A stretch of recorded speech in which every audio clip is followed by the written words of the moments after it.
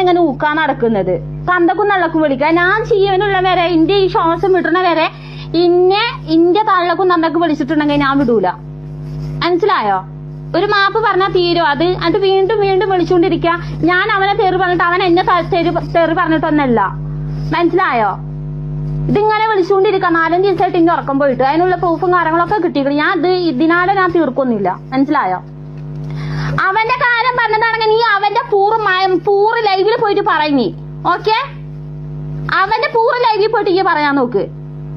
അവന്റെ കാര്യം പറഞ്ഞതാണെങ്കിൽ ഓന്റെ ലൈവിൽ പോയിട്ട് പറയാൻ നോക്കി. നിന്റെ ഫോണിക്ക് വിളിച്ചിട്ടുണ്ടെങ്കിൽ മൈരാനെ ഞാൻ കാലടിച്ച് പൊട്ടിക്കും പറഞ്ഞി.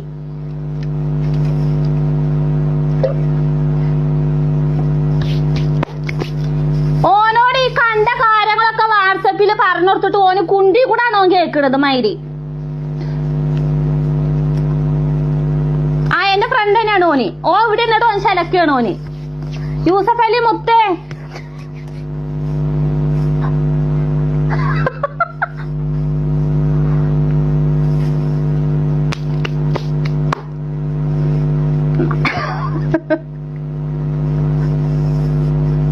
പറയൂ ഞാന് നിക്കൊരു യൂസഫ് അതല്ല നമ്മളൊരാളോട് ഒരു കാര്യം പറഞ്ഞു കഴിഞ്ഞാല് അത് ഒരു മൈൻഡ് റിഫ്രഷ് ചെയ്തിട്ട് അത് കേൾക്കാം. ഇവള് പറയുന്നത് സത്യം.